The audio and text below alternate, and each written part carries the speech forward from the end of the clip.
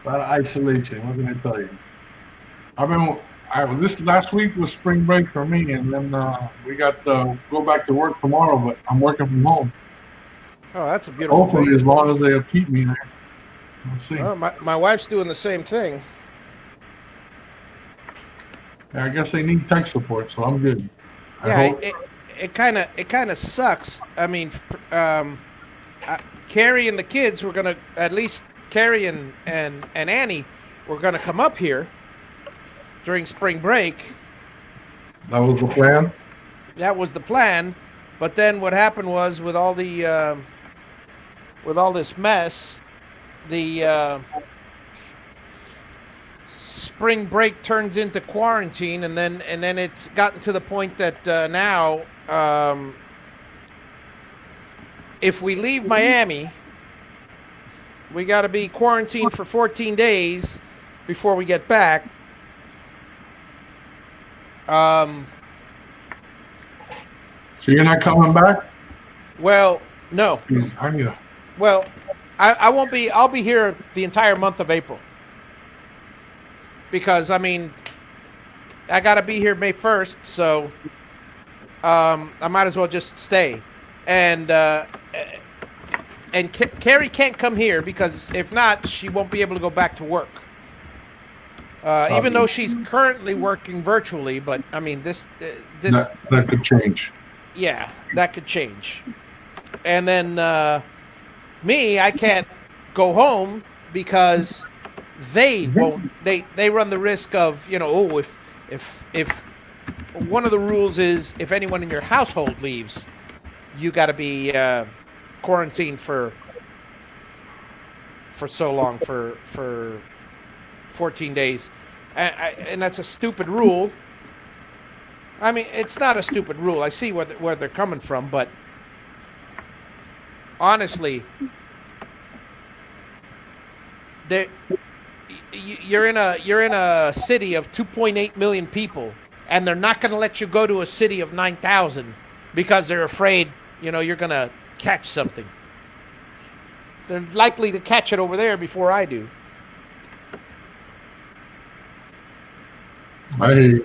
First time I used this SteamYard. SteamYard? Yeah. I was thinking of starting up a podcast. There's a lot of that going around because of the quarantines. On ham radio? I don't know. I'm a little bit ham radioed out. What's that? I'm a little bit ham radioed out. Oh, are you? Yeah. Been there. Been there. I get on all the time. I get on, Yeah, I know. But since I took my tower down over here, and I Yeah. got the house up for sale, Right. I ran 53-foot wire on the balance there, Yeah. and I only get out so far with 600 watts that I have here. Yeah. Am I boring you, John? I'm sorry, I didn't leave you out. No, it's fine. I'm listening. We'll start talking geek talk, right? You never know what you're going to pick up in background noise, eh? Hey. That's true. Yeah, we're. I got out of ham radio pretty much late '90s. 99. Miguel. That was so funny. I was telling. Who was I telling? I don't know if it was this session or yesterday, but I was talking to somebody about Miguel, and Hopefully good. oh yeah, and it was it's funny because I hadn't. Who was it? Oh well, anyway, I hadn't been into ham radio. I mean, I was in ham radio heavy duty before cellular phones came out. I mean, were popular. I mean, not before cell phones came out, because they still had the brick phone, but before they became commercialized or residentialized. Well, before everybody had one, and it was a blast having the reason I got into it was the phone patch, but once because it was so cool to make a free phone call, and you don't have to pay for it. Oh my God! What a world! What a wonderful world! I was coming from That's the what CB. the doctors were using. Yeah, Before the exactly. cell phone. Exactly. And then so the only rule was it has to be personal. Well, that's not a problem because that's all I wanted for is for personal use. And On the and then ham radio, yeah. yeah, the ham radio. And then so finally I was heavy duty into it. I got joined the Dade Radio Club. A buddy of mine, Dan, and Dan, Linda, John Hall, Carl Jakielski, all of us. I mean, I got into ham radio and got into the swap shop heavy duty. And Evelyn Gosens, who was at the time, she was the head honcho. President of the club and all this, old lady dynamo of a person, and she dragged Dan and Linda and myself into the swap shop because she was doing the back then the swap shop was 1,200 to 1,400 tables, and it was 250 to 350 exhibitor booths. And we used 3 buildings in the youth thing. We used the Sunshine Pavilion, and Edwards and Arnold's Hall in the fairgrounds. So we're talking. It was a huge event, so big that all the ham radio and electronics people, and back then computers were there was the 386, 486. Era, and people were building computers with parts, so a lot of the ham radio stuff turned out to me. First it was ham radio stuff back when it was at Flagler Dog Park. Then the computers started coming in, and then it was a mixture of both, and it was pretty cool because I liked the computer part of it. But a lot of the old ham radio people, they go, this newfangled computer crap, Then there were the young kids who were into Packet who liked both. But anyway. So around the late 90s, we were running the swap shop, and it was fantastic. It was at the heyday of ham radio, and well, not the heyday, but it was the heyday of the swap shop.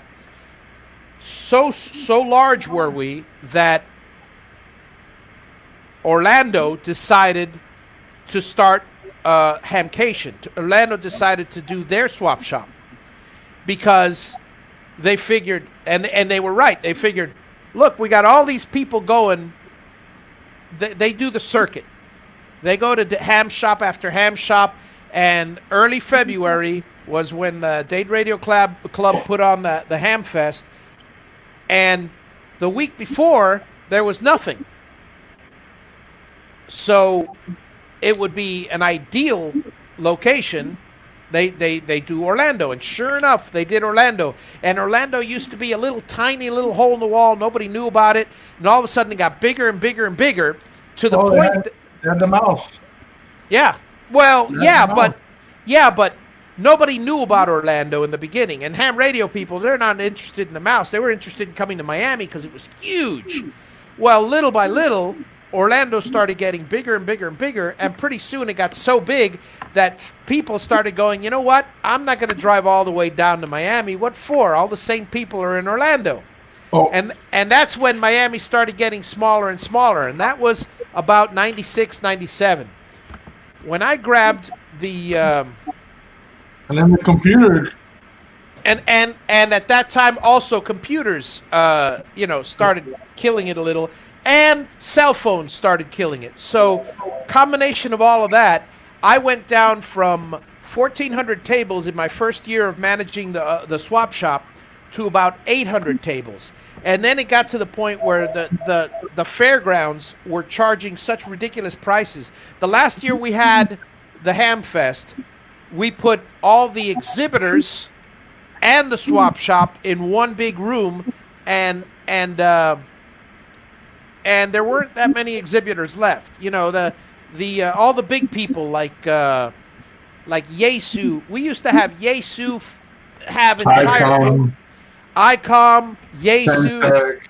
yeah, every one of them would have booths, and I mean full blown. It was fantastic.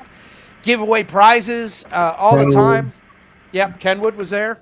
What happened was that, well, you know, after it was gone for 3 years, I tried to bring it back because I took over as president Yep, of the Radio Club. yep, It was almost gone by the time I got there. yeah. And I revived it a little bit, but Well, the funny wasn't part is, successful. the funny part is, after I left, I thought because I left at the same time that Evelyn retired, John left, I left, and then I thought. I mean, I knew Dade Radio Club was still meeting, but I thought the Ham Fest was gone, and it was the last year that it was gone. I don't know if they ever had one the following year because I never heard about it. I think for a while they stopped doing it. I don't know. Did you? 3 years.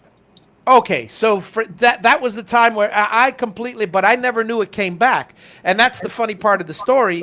Funny, strange, funny, is that all of a sudden I see a post in 2010, and I know you had probably been doing it for a while, but in 2010 I saw a post from my cousin about the swap shop, and I go, what?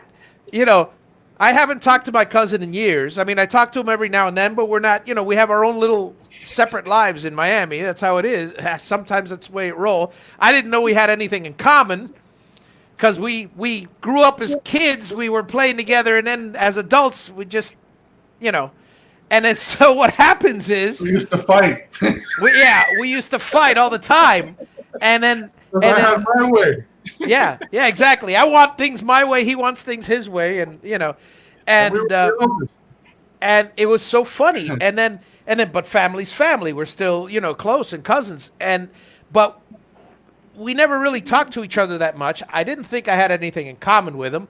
A whole lifetime had passed because from kids, you know, the high school, we didn't talk much other than the occasional family gathering. College, I mean, not at all. All of a sudden, 2010 rolls around, and I see that he's the swap shop president, and they're having a ham fest, and I go, what? Oh, this is awesome! I called my buddy Jim. I go, Jim, they're having a ham fest. Did you know? And he goes, no, I didn't know that. So I got all the old guys coming back and stuff, and we hung out in the after party and stuff, and I see Jason and Ray and all the old gang was still there. You know, even what's his face? Even Szczesnik, what's his name? He lives. He lived far away, and I forgot his name, but begins with CC Lee. or what? Lee. Lee. Yeah. My God, what's his last name? My mind went blank. Well, anyway. I can't pronounce it. Yeah, Cesarno, whatever. But anyways, Lee was there, and he hadn't. And all the old people. It felt like old home week. You know, it's a shame that, you know, our friend John Hall, who was very, very, you know, he was a dear friend, and I talk about him every now and then. He gave me You all gonna his let old. John talk? What's that? You gonna let John talk? No. That's not the John I'm talking about. But anyway. No, I'm just saying. No, yeah. No, he's This is Yeah. Hobby Show. This is Hobby Show. He gets to talk everywhere, whatever he wants. yeah. There you go. He just keeps going. You don't stop him. Oh no, you can't stop me. But anyway, long story short, we rekindled the old family relationship there, and it was fun getting together and everything. Yeah. And so now whenever there's a ham fest, I try to make it, but you didn't have one this year, right? Or did you? No, it's all stopped again because we Yeah, no money. You know, Fairgrounds got too expensive. We tried Yeah. to we tried to go up to Memorial up in Fort Lauderdale. That didn't work. So Yeah. and then so they gave it up, and I decided that I needed to have more time with my family. Right, exactly. And that's exactly what happened back then. It's I had just gotten married in '99. I had the swap shop for a couple years, and I think it was 2001 when I don't remember what was my last year, but Carrie knew she wouldn't see me for that week or in the swap shop, and the 2 months before that I was organizing all the vendors, but. Yeah, more time with the family and no money because they wanted buku bucks for that haul, and we decided bye bye.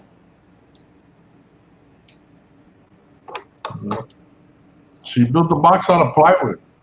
Yeah, yeah, because I mean it's all about trying to save money and plywood. I mean we're talking a cost of aside from the runtime on my machine, which I'm donating a lot of my time, but basically if I were to buy an enclosure like this, it would be anywhere. First of all, it might be somewhere in the neighborhood of you can get them for a nice waterproof box for $60, and then you'd have to retool it and do a lot of work, and that's a lot of labor. Whereas here, I could design exactly as I want. It'll cost me $20 in wood. Or if you buy a customized box, it'll run you anywhere between $80 and $150. That's an extra charge that I'd have to send to my customers, and we're hobbyist CNCers.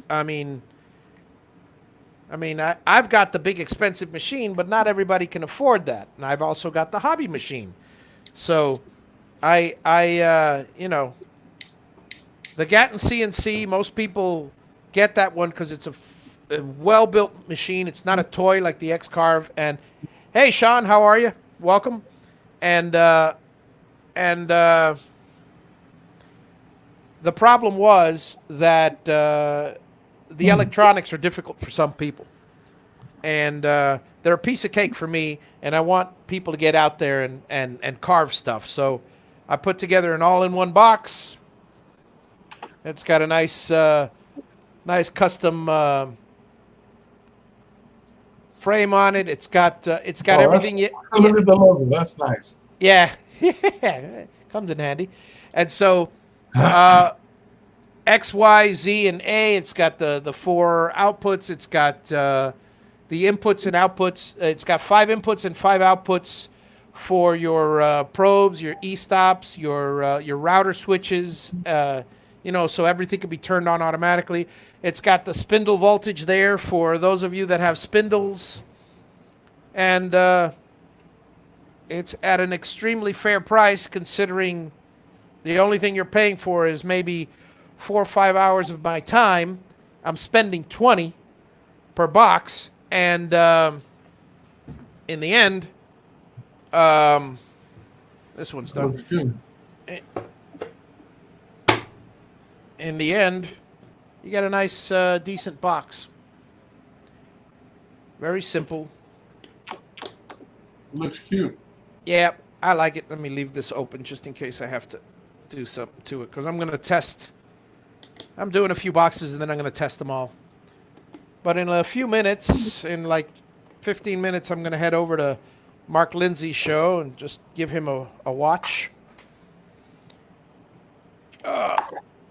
So, yeah, let me go grab another box. Be right back.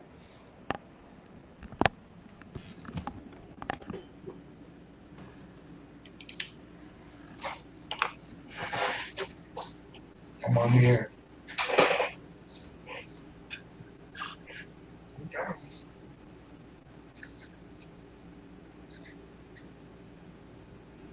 I can hear the air conditioner working in there. You got a nice shop.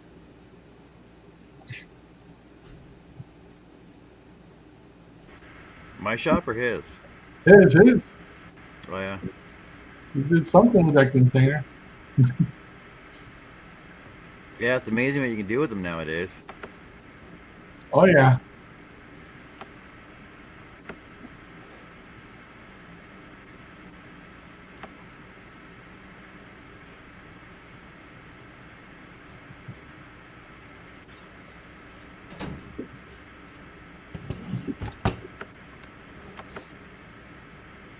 So that looks like it's mostly finished there, huh? These don't have it. That looks like it's mostly finished there. Oh yeah, some of these I'm just checking. See, like this one, for instance. Yeah, because I did about 6 of them at the same time, and the problem with this one is I already started rewiring it, but I haven't put the heat shrinks on them, so I'm basically doing final checks on these, and then I'm gonna start a new one pretty soon. This one needs a heat shrink here. Okay, that goes to there. Good. Outputs are correct. After I finish these 5, I've got. After I finish these 5, I'm going to take and test them all. Probably do that later tonight. And once I have them all run through their tests, then I can box them and ship them.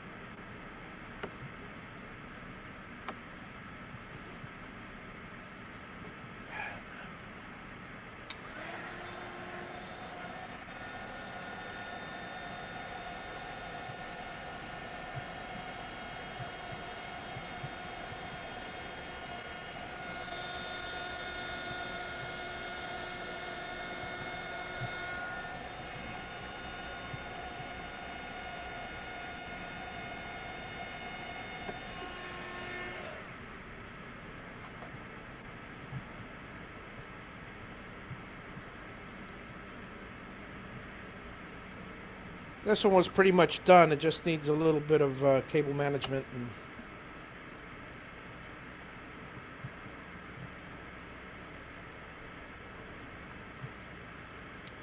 originally, when I put these together, the first batch, I put them all together. Everything ran fine, except I didn't realize that I needed the output. The input has to be. The common of the input has to be connected to the common of the board. The common of the output has to be connected to 24 volts positive. And that's the problem that I faced. I mean, I go, why isn't this working? It was an active low on the board, and it's meant to be an active low. So I... That's the active low. Yeah. So I changed it and realized. I was trying to figure out. Okay. I guess you got to keep both windows open so you can see the chat, right? You could click on in your StreamYard. There's a live comments. Yeah. Okay. Now you can't post there, but Oh. you can see all the comments. It's a little delayed. Oh, You I know. see. Or what you can do is the other option is open up YouTube, mute YouTube, That's what I did. Yeah. and then go to on the top right of the comments, go to pop out chat. And you can pop out just the chat room, and then you can close your YouTube window and be done with that. Pop out chat room. Pop out chat. Yep.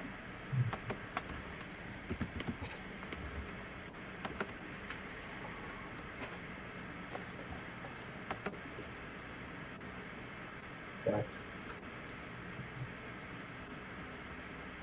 Yeah. See, this box is. This particular one is the one that the first one that I did to test the output. So I was real quickly trying to slap stuff together. So in the end, it's messy. In other words, it's functional, but I don't like how it looks. So I'm going to spend a little time neatening everything up. My OCD part of me.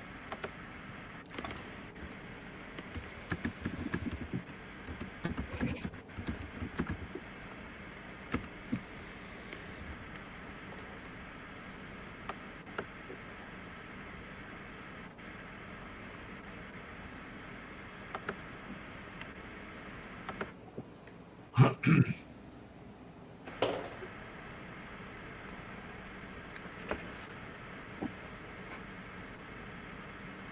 that's the container you're in, right? What's that? The container, you converted the container to a workshop? Yeah. Well, yeah, storage, workshop. It's really an office more than anything else, and I just wanted some place that I could, go to hang out with my friends and stuff, and get some computer work done when I'm out here because I still have. So you got Wi-Fi or you using your phone hotspot? I got full blown internet. I got What's the company up there? CenturyLink. Unfortunately, I mean, it's because of my location. It's not the best. I mean, I'm looking at one. I'm looking at. Let's see, 250. Okay, I'm just watching the time because I'm gonna head over to Mark soon. I'm 10 gig. I mean 10 megabit download is the max, which is not a problem, obviously, for streaming, but I get 0.6 upload, if you can believe that. That's what I'm transmitting on right now. Even here, what we have in Miami with all the people on here, they start to throttle you. Yeah, yeah, And I've seen hours in the evening where I'm having a hard time sometimes streaming. And yeah. I pay for 300. Yeah, it depends on the service. I mean, it depends on the I the got company. fiber. I got fiber. It's You got fiber fiber optic. and they're throttling you? Wow. Yeah. AT&T, boy, let me tell you. Yeah. Biggest crooks in the world. Yeah, I hear you. So,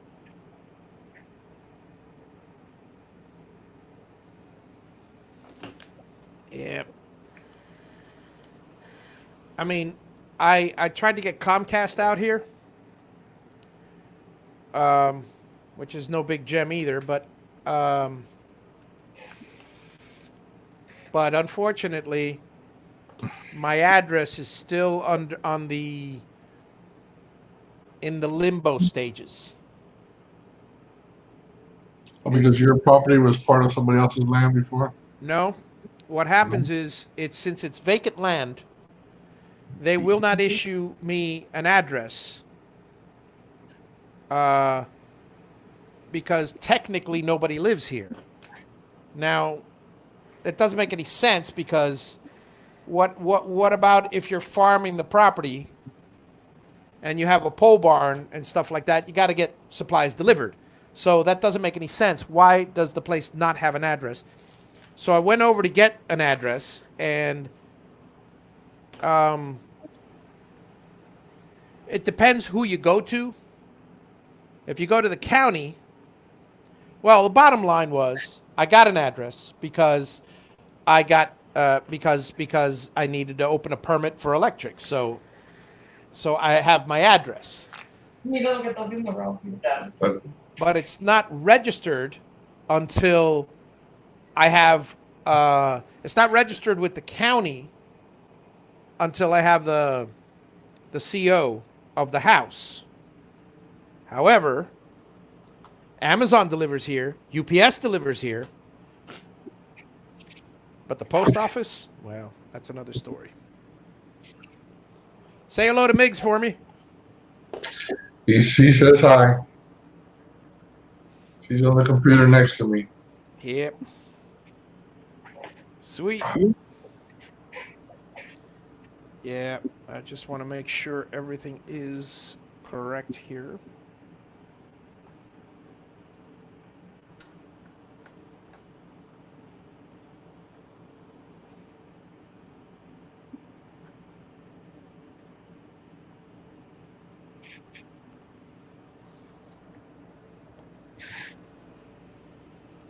This is pretty cool. Got it?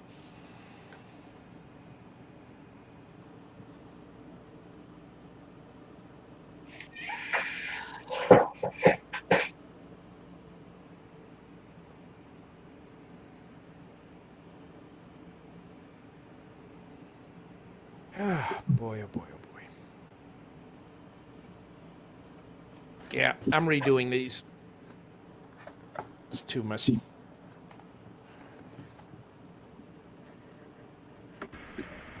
Hey, Javi, I'm gonna take off. I gotta get some work done here. Yeah, I'm gonna go ahead and shut down the stream because I'll catch you later, John. Have a good one. All right, talk there. All right. You going to your other show? No, he's gonna get some work done. And hang on a second. There we go. And I'm gonna head over to the other show, or rather, I'm gonna head over to watch Mark. He's on at 3 around this time, so I will catch you guys later. Anybody that's into CNC, head on over to Mark Lindsay. He always interesting, I guess. Informative. He should have some good stuff there. He's teaching Vectric, teaching folks different tips and tricks for the software, the design software. So I'll catch you guys all later. Thanks, Migs, for joining, and have a No good one. problem. We'll Bye. talk soon. Bye. Take care.